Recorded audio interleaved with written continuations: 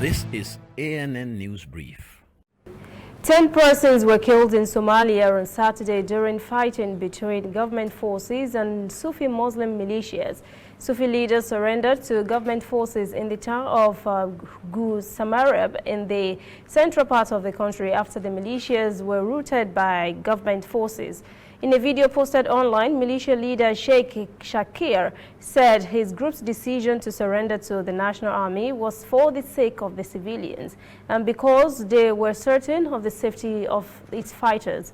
Earlier on Thursday night, 22 persons were killed when Sufi militias fired on a checkpoint in Humasarab. Residents who had fled the town during the violent clashes returned on Saturday after normalcy was restored. Libyan talks being hosted by the United Nations in Geneva has scrambled again. The talks were to find a solution to the ongoing conflicts in the country. All that came out of the talks was a decision to have another peace summit next month. Members of the two warring groups walked off the talks before they even began, stunning the UN envoy to Libya, Ghassan Salame. Libya's conflict has been drawn out since rebel militia commander Khalifa Haftar began an assault on the capital Tripoli nearly a year ago.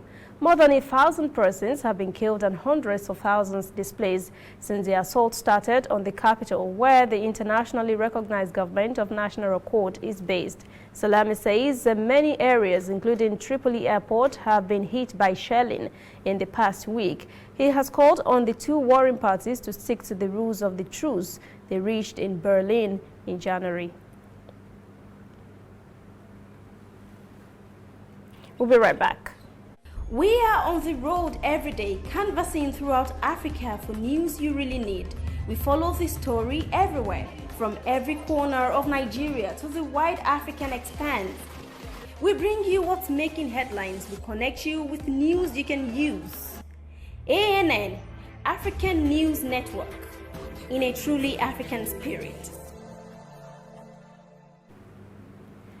Eritrea is being accused of abusing fundamental freedoms and religious practice. A new report by a United Nations investigator also condemns what it calls Eritrea's harsh, indefinite military service and widespread abuse.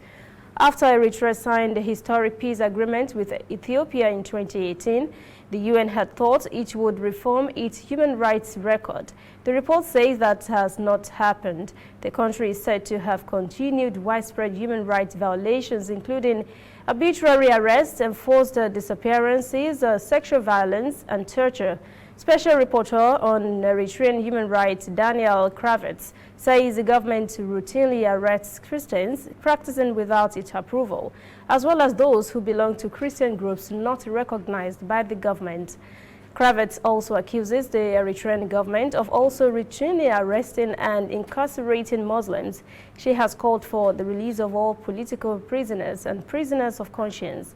Eritrean ambassador to the UN in Geneva says the report is politically motivated and ill-intentioned. He said the report only paints his country in a negative light without highlighting any of its positive achievements.